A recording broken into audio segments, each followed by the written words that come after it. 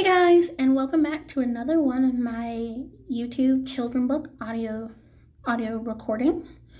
Today, the story we're going to be reading is Horton Hears a Who by Dr. Seuss.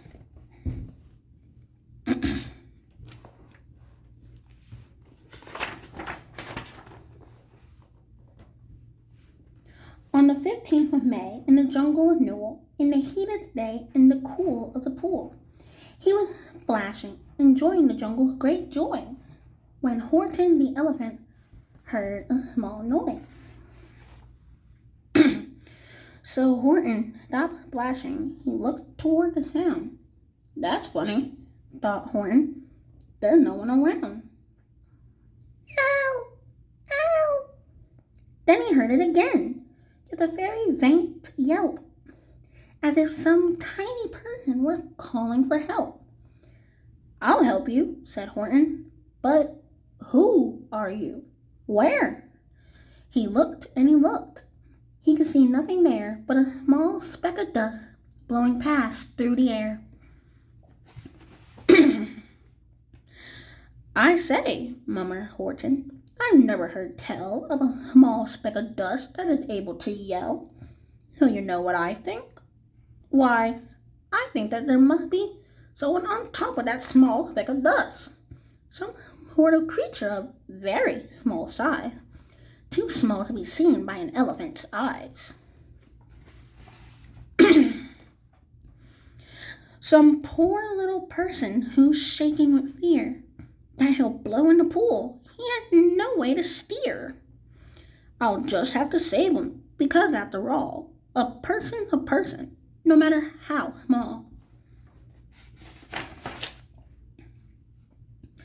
So gently and using the greatest of care, the elephant stretched out his great trunk through the air, and he lifted the dust speck and carried it over and placed it down safely on a soft clover.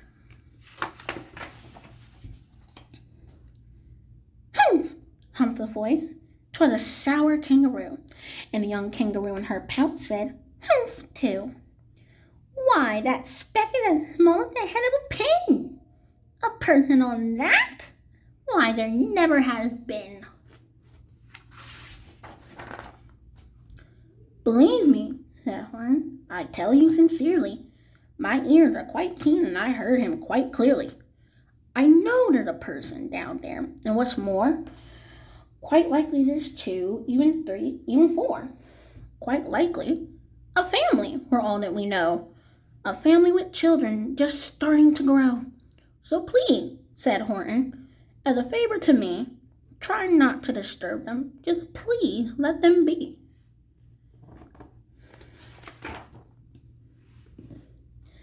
I think you're a fool, laughed the sour kangaroo. And the young kangaroo in her pouch said, Me too. You're the biggest blamed fool in the jungle of Newell. And the kangaroos plunged in the cool of the pool. What terrible splashing, the elephant frowned. I can't let my very small persons get drowned. I've got to protect them. I'm bigger than they. So he plucked up the clover and hustled away.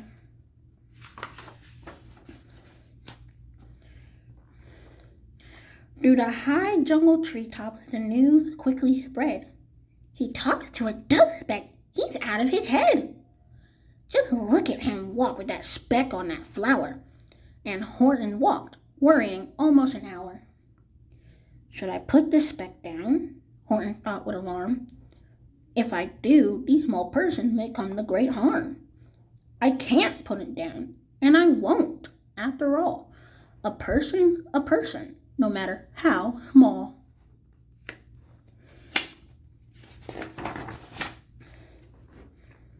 Then Horton stopped walking. The speck voice was talking. The voice was so faint he could just barely hear it. Speak up, please, said Horton. He put his ear near it. My friend, came the voice. You're a very fine friend. You've helped all us folk on this dust speck no end. You saved all our houses, our ceilings and floors. You saved all our churches and grocery stores. You mean? Horton gasped. You have buildings there too? Oh yes, piped the voice. We most certainly do. I know, called the voice. I'm too small to be seen. But I'm mayor of a town that is friendly and clean. Our buildings to you would seem terribly small, but to us who aren't big, they are wonderfully tall. My town is called Whoville, for I am a Who, and we Whos are thankful and grateful to you. And Horton called back to the mayor of the town, You're safe now, don't worry, I won't let you down.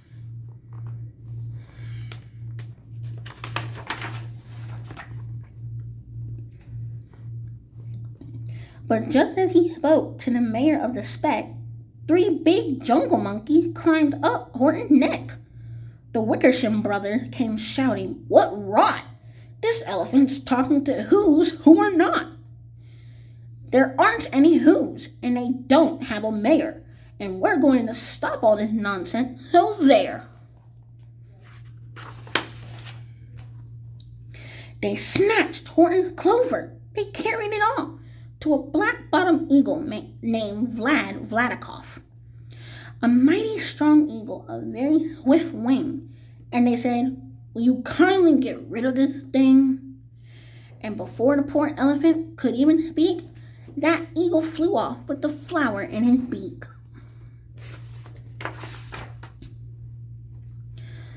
All that late afternoon and far into the night, that black-bottomed bird flapped his wing in fast flight, while Horton chased after with groans over stones that tattered his toenails and battered his bones, and begged, Please don't harm all my little folks who have as much right to live as us bigger folks do. But far, far beyond him that eagle kept flapping, and over his shoulder called back, Quit your yapping! I'll fly the night through. I'm a bird. I don't mind it. And I'll hide this tomorrow where you'll never find it. And at 6:15 the next morning, he did it. It was sure a terrible place that he hid it. He let that small clover drop somewhere inside of a great patch of clovers 100 miles wide. Find that, sneered the bird, but I think you will fail.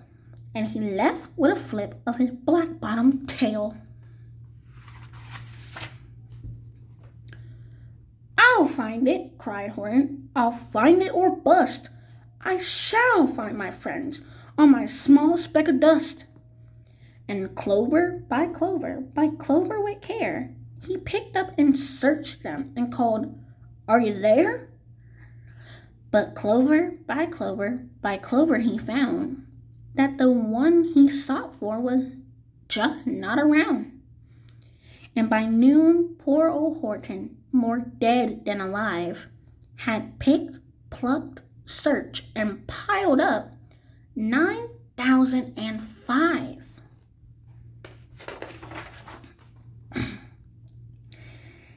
Then on through the afternoon, hour after hour, till he found them at last on the 3 millionth flower.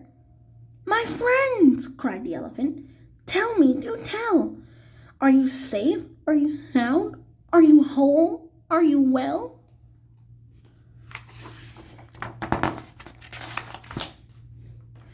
From down on the speck came the voice of the mayor. We really had trouble, much more than our share. When that black-bottomed birdie let go and we dropped, we landed so hard that our clocks have all stopped. Our teapots are broken, our rocking chairs smashed, and our bicycle tires all blew up when we crashed. So Horton, please, pleaded the voice of the mayor's, will you stick by us Whos while we are making repairs? Of course, said Horton. Of course I will stick. I'll stick by you small folks through thin and through thick.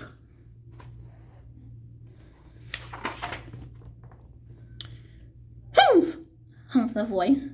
For almost 2 days, you've run wild and insisted on chatting with persons who never existed. Such carrying on in our peaceable jungle. We've had quite enough of your bellowing bungle. And I'm here to state, snapped the big kangaroo, that your silly nonsensical games are all through. And the young kangaroo in her pouch said, Me too. With the help of the Wickersham brothers and dozens of Wickersham uncles and Wickersham cousins and Wickersham in-laws who've helped Ivan Gage, you're going to be roped and you're going to be caged. And as for your dustbin, ha! That we shall boil in a hot steaming kettle of bezelnut oil.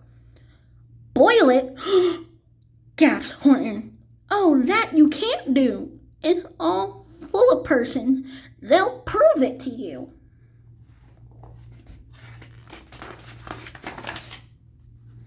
Mr. Mayor, Horton called. Mr. Mayor, you got to prove now that you really are there. So call a big meeting. Get everyone out. Make every who holler. Make every who shout. Make every who scream. If you don't, every who is going to end up in a bezelnut stew. And down on the dust speck, the scared little mayor quick called a big meeting in Whoville Town Square. And as people cried loudly, they cried out in fear, We are here! We are here! We are here! We are here!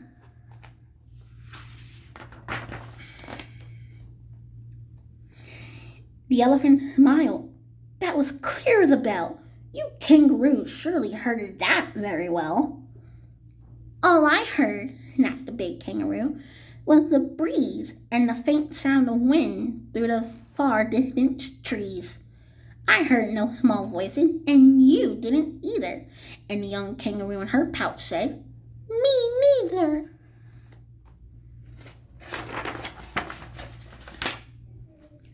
Grab him, they shouted, and caged the big dope. Lasso his stomach with 10 miles of rope.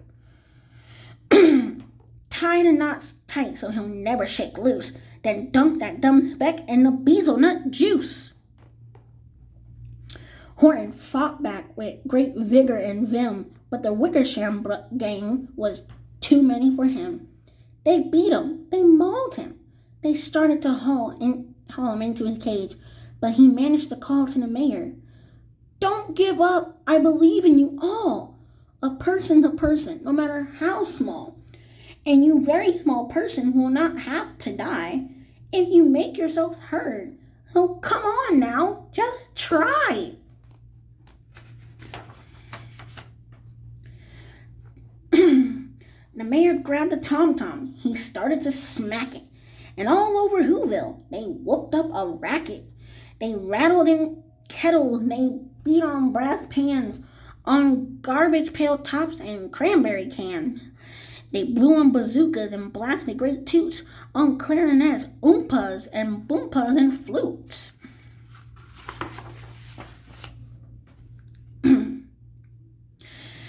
Great gusts of loud racket rang high through the air. They rattled and shook the whole sky. And the mayor called up from the howling mad hullabaloo, Hey Horton, how's this? Is our sound coming through? And Horton called back, I can hear you just fine, but the kangaroo's ears aren't as strong quite as mine. They don't hear a thing. Are you sure all your boys are doing their best? Are they all making noise? Are you sure every who down in Whoville is working? Quick, look through your town. Is there anyone shirking? Through the town rushed the mayor, from the east to the west, but everyone seemed to be doing his best. Everyone seemed to be yapping or yipping. Everyone seemed to be beeping or bipping. But it wasn't enough. All this ruckus and roar. He had to find someone to help him make more. He raced through each building. He searched floor to floor. And just as he felt he was getting nowhere and almost about to give up in despair, he suddenly burst through a door, and that mayor discovered one shirker, quite hidden away in the Fairfax Apartments, apartment 12J. A very small shirker named Jojo was just standing, bouncing a yo-yo, not making a sound, not a yip, not a chirp. And the mayor rushed inside and he grabbed the young twerp. And he climbed with the lad to the Ethelbill Tower. "This," cried the mayor, "is your town's darkest hour. The time for all who have blood that is red to come to the aid for their country," he said. "We've got to make noises in greater amounts. So open your mouth, lad, for every voice counts." Thus he spoke as he climbed. When they got to the top, the lad cleared his throat and he shouted out, "Yop!" And that yop, that one small extra yop, put it over. Finally, at last, from the speck on that clover, their voices were heard. They rang out clear and clean. And the elephant smiled. "Do you see what I mean? They prove they are persons, no matter how small, and their whole world was saved by the smallest of all." "How true! Yes, how true!" said the big kangaroo. "And from now on, you know what I'm planning to do? From now on, I'm going to protect them with you." And the young kangaroo in her pouch said, "Me too. From sun in the summer, from rain when it's fallish, I'm going to protect them, no matter how smallish." The end. Thank you for listening to my audiobook recording of Dr. Seuss's Horton Hears a Who. If you enjoyed listening to this video and reading along with it as well, please make sure to like and comment down below any other books you would like me to do videos on, or anything else you would like for me to know, and as for future videos. Please make sure to like and subscribe, and if you know anyone who may have younger children or anything else, please don't be afraid to share my YouTube channel and all my videos with other people as well, so that way they don't get to miss out on all the reading fun that you get from my videos. Thank you so much for listening, and I hope you enjoyed the video. Until next time, guys. Bye!